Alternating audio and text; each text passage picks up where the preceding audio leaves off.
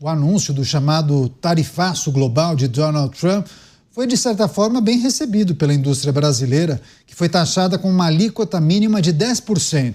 Segundo especialistas em comércio internacional, é preciso fazer uma análise comparativa entre essas tarifas impostas ao nosso país com as da China, União Europeia e países do Sudeste Asiático que tiveram sobretaxas bem maiores, muito superiores. A análise é que o Brasil ganha uma vantagem de exportação para os Estados Unidos em relação às outras nações, principalmente por parte dos fabricantes brasileiros de aço, que esperavam taxas de 25%. No entanto, integrantes do governo prometem agir com reciprocidade e afirmaram que o Planalto tomará todas as medidas cabíveis para defender as empresas e trabalhadores locais. Vou começar essa com o Cristiano Beraldo. Claro que chamou a atenção essa manifestação do presidente, né, Beraldo, dizendo que o Brasil vai tomar todas as medidas cabíveis para se defender dessas tarifas de Donald Trump. Mas olhando para a taxação que foi imposta a outros países, eu te pergunto, essa briga é nossa? Pois é, olha só o que aconteceu depois dos anúncios feitos ontem por Donald Trump. O mercado de commodities, especialmente o petróleo, desabou, o real se fortaleceu e, com isso, deu um alívio até para a Petrobras, que anunciou um desconto irreal do diesel no início da semana. Agora teve um alívio com base na redução dos seus custos internacionais. O Brasil demonstra que não tem visão estratégica. O presidente vai se manifestando em relação a isso simplesmente no sentido de fazer bravata, de criticar o presidente Trump, de dizer que os Estados Unidos está oprimindo o Brasil e tal. Só que a realidade dos fatos não é essa. Quando a gente olha para o caso específico do Brasil, com essa tributação de 10%, era até para os brasileiros se animarem. As pessoas que viajam vão ao exterior e imaginar, se eu for para os Estados Unidos comprar as coisas que eu quero e voltar, eu só vou pagar 10% de imposto? Não, meu amigo. Se passar de $1.000 e você declarar, você vai pagar 50% em cima de todo o valor que passar de $1.000. Se você não declarar e for pego, é 100% em cima do que você está levando que passe de $1.000. As empresas que importam coisas dos Estados Unidos, quando elas vão importar, elas não vão pagar 10% de tributo.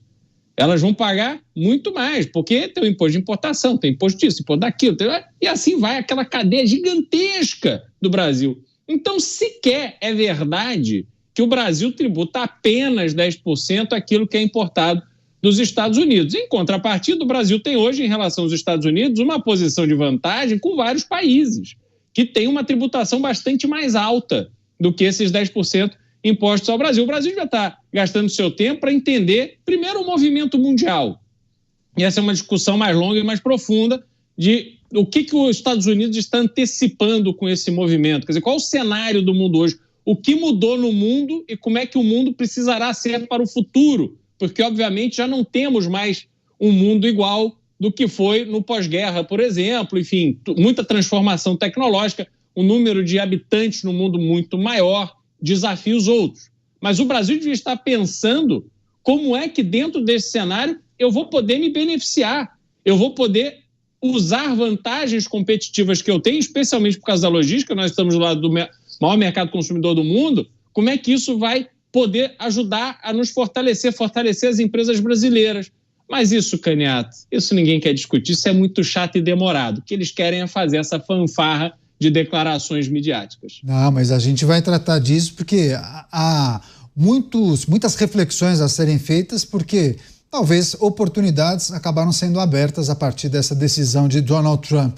Mas você, Mota, a reação do Brasil, das lideranças brasileiras, especialmente do presidente, prometendo inclusive medidas duras contra os Estados Unidos, enquanto alguns empresários disseram não, é melhor a gente ficar quietinho, foram só 10%, vamos tocar a nossa vida aqui. Eu tenho certeza que Donald Trump deve ficar essa noite sem dormir, preocupado com essa possibilidade. O fato é que na lista de tarifas anunciadas por Trump, o Brasil foi privilegiado, né? Junto com alguns outros países, o Brasil ficou com o menor nível de tarifa, 10%. Eu vi até gente dizendo, olha, o pessoal do Trump fez o cálculo errado. É como o Cristiano Beraldo disse, um produto americano que entra aqui paga muito mais do que 10% de imposto quando você calcula toda a carga tributária. Agora, essa história da retaliação do governo me lembra um filme muito engraçado que eu recomendo a todo mundo, deve estar disponível na internet, chamado O Rato que Ruge. É a história de um país minúsculo que resolve declarar guerra aos Estados Unidos para ser derrotado e depois receber ajuda americana. Recomendo a todo mundo que assista, procure na internet. O que acontece é que os Estados Unidos são o maior mercado consumidor do mundo. E tem um outro pequeno detalhe. O dólar é a moeda de reserva mundial. Então vai ser preciso mais do que uma reação do impopular governo do Brasil para mudar a política de Donald Trump. Pois é, hoje pela manhã o Dávila inclusive compartilhou um link de uma reportagem do The Economist, né? Inclusive os veículos brasileiros repercutiram muito essa reportagem, as análises feitas nessa longa reportagem e boa reportagem feita pelo The Economist. Você, Dávila, as repercussões e reações do mercado, naturalmente aqui no Brasil não foi diferente, mas muitos empresários até viram nessa medida dos Estados Unidos em relação ao Brasil como uma boa notícia, né? Boas oportunidades se abrem a partir de agora, mas tem essa reação do governo que promete pelo menos medidas duras contra os Estados Unidos. Vai lá, Dávila. É verdade, James. Países que receberam 40% de tarifa, a gente recebeu 10%, tem que quase comemorar, né? Porque afinal de contas é muito melhor. Agora, 2 pontos importantes. Primeiro no Brasil, depois a gente vê o mundo. Primeiro, o Brasil tem uma das economias mais fechadas do mundo. A nossa indústria não consegue competir no mercado global. Portanto, essa tarifa de 10% não deveria ter nenhuma retaliação. O que o Brasil deveria fazer é aproveitar essa oportunidade para fazer a lição de casa que não fez há muitos anos, que é a abertura comercial para a indústria se tornar mais competitiva, que é justamente a desregulamentação da indústria, que é muito importante, que é a revisão de lei trabalhista e lei tributária, 2 coisas que castigam a indústria e tiram a sua competitividade. Então, por que não usar isso como uma oportunidade para fazer as micro-reformas tão importantes para que a indústria brasileira possa ser competitiva? E veja só como esse protecionismo desastroso do Brasil atrapalhou a indústria, né? E eu quero falar nisso porque isso vai atrapalhar os Estados Unidos. Você veja só, a indústria de transformação no Brasil, Caniato, ela representava 36% do PIB brasileiro em 1985. Sabe quanto ela representa hoje? 11%. Ou seja, o protecionismo mata a competitividade de uma empresa, mata a indústria. Ao invés de transformar numa coisa mais competitiva, não. Cada vez ela depende mais da ajuda do governo, do subsídio, da proteção, de regime especial para poder sobreviver. O segundo ponto, a exportação, o comércio bilateral Brasil e Estados Unidos hoje ainda é um comércio muito pequeno. E ao contrário dos demais países, o Brasil tem déficit, não superávit com os Estados Unidos. Toda a política de Donald Trump era para punir o excesso de superávit de determinados países com os Estados Unidos. Nós temos déficit, ou seja, nós importamos mais dos Estados Unidos do que exportamos. E o que o Brasil exporta para os Estados Unidos? O Brasil exporta praticamente 3 grandes produtos. Primeiro é o petróleo cru, que o Cristiano Beraldo conhece bem esse mercado aí. O segundo é o minério. E o terceiro é produto semi-acabado. Por exemplo, placas e lingotes de aço. É coisa pequena. A gente não exporta nada de alto valor agregado. Então, essa tarifa não machuca a nossa indústria, pode ser usada para nós fazermos uma porção de reformas para deixar a nossa indústria mais competitiva, e a pauta de exportação mostra como nós perdemos competitividade por causa de uma política tarifária e protecionista. E esse é o ponto em relação ao mundo. A reação dos mercados foi um desastre hoje, como você sabe, porque, na verdade, essa guerra comercial vai empobrecer as nações, principalmente os mercados mais emergentes, pode gerar uma recessão global, vai aumentar o subsídio para indústrias ineficientes americanas, que vai ser paga por aquelas que são altamente competitivas. Então, veja só, é um desastre para os Estados Unidos, porque a inflação alta nos Estados Unidos, o que vai fazer, Canhato? Vai pressionar a taxa de juro. Pressionar a taxa de juro vai custar mais caro para rolar a dívida americana, que já é um monstro. Hoje, 6% do PIB. Nem em tempo de guerra teve uma dívida tão alta em relação ao PIB por causa disso. Então, assim, é uma política que não tem nem pé nem cabeça. Vai prejudicar todo mundo e principalmente os norte-americanos. Pois é, agora, Beraldo, muitos questionamentos sobre a situação do Brasil, né? De que maneira o Brasil pode se beneficiar com esse tarifaço de Donald Trump. E aí eu escutei, assim, uma porção de análises, apontamentos, alguns recortes específicos, olhando para setores da economia, enfim. Mas eu escutei uma análise que trata da indústria brasileira, fazendo uma relação com isso que o Dávila trouxe, né? A nossa capacidade, a falta de competitividade quando a gente olha para a indústria de outros países. E muitos entendem que a indústria brasileira pode se prejudicar, porque aí outros mercados vão direcionar as exportações para outros países que não os Estados Unidos. E aí já projetando uma enxurrada de entrada de produtos chineses aqui no Brasil, o que prejudicaria alguns setores da nossa economia. Enfim, Brasil e o tarifaço, podemos ganhar de que maneira? Não, Canhato, no Brasil tem taxa da blusinha, Canhato. Fica tranquilo, que produto chinês para entrar no Brasil tem que tomar imposto no lombo. Agora, quando os Estados Unidos querem cobrar 10% do Brasil, aí é um drama. Aí é um problema, o governo fica aí todo estridente reclamando. Então, isso demonstra essa falta de coerência no discurso do governo. Pois bem, o que precisa acontecer para o Brasil, de fato, levar vantagem nessa mudança que está havendo no mundo?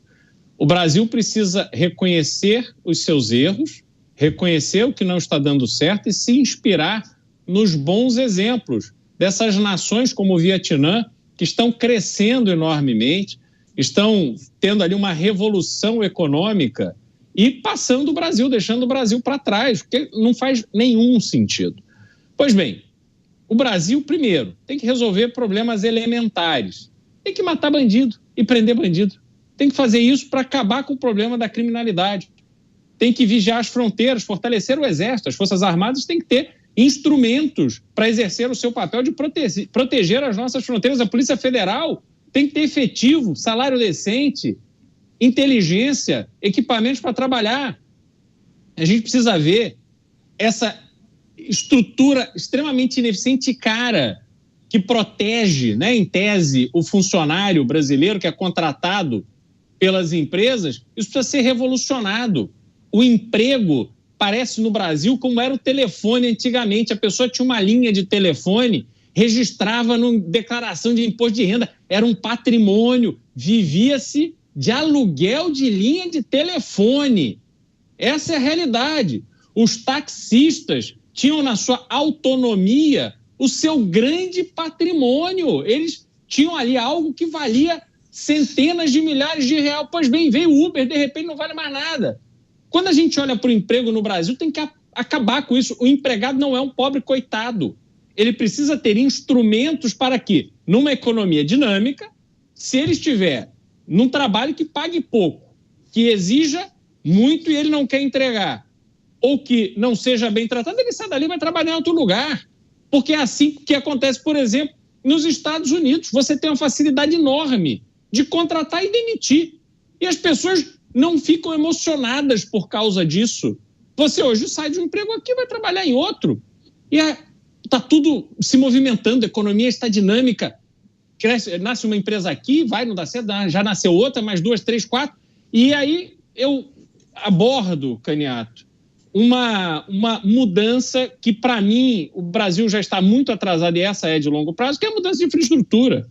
O Brasil precisa resolver, de uma vez por todas, esse atraso gigantesco que tem em infraestrutura. Como é que você vai colocar, por exemplo, trazer escritórios, fábricas para São Paulo, se quando chove acaba a luz?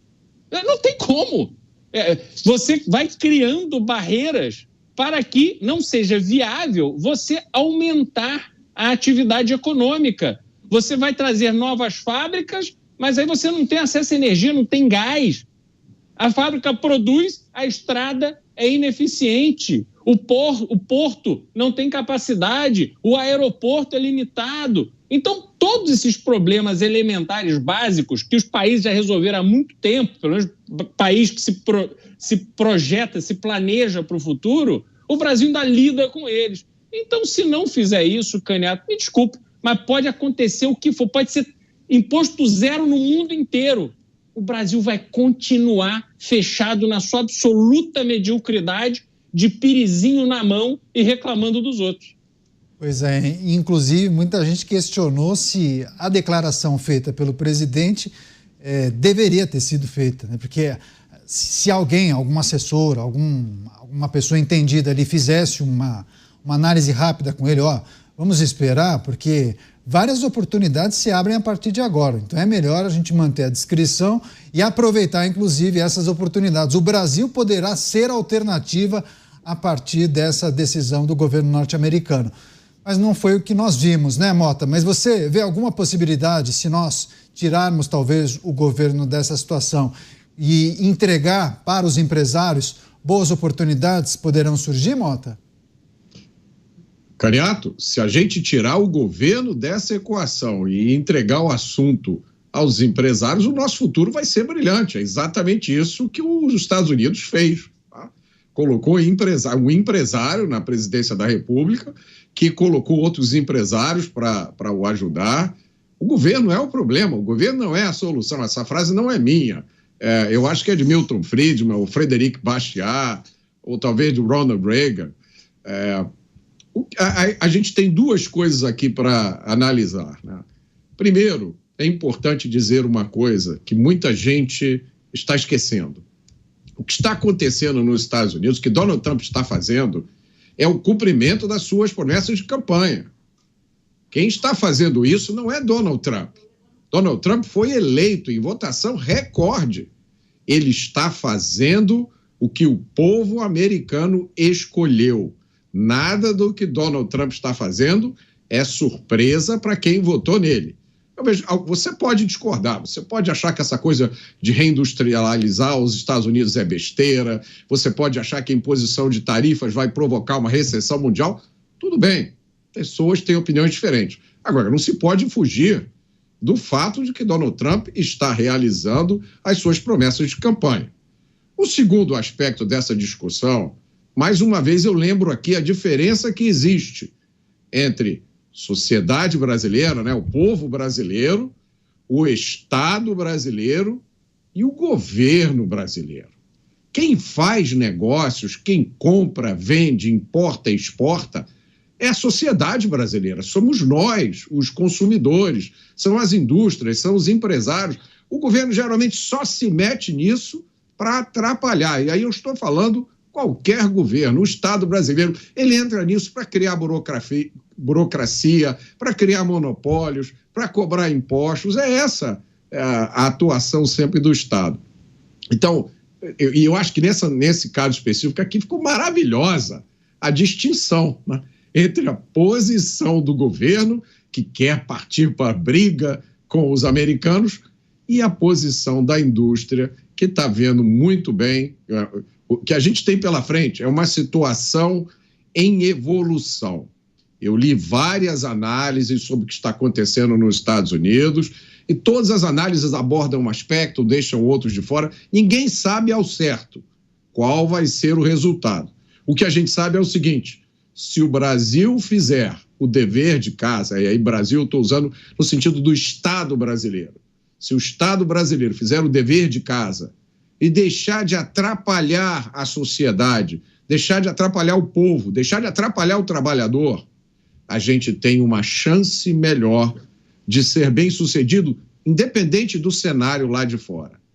O grande problema da sociedade brasileira, o grande problema do povo brasileiro não se chama Donald Trump.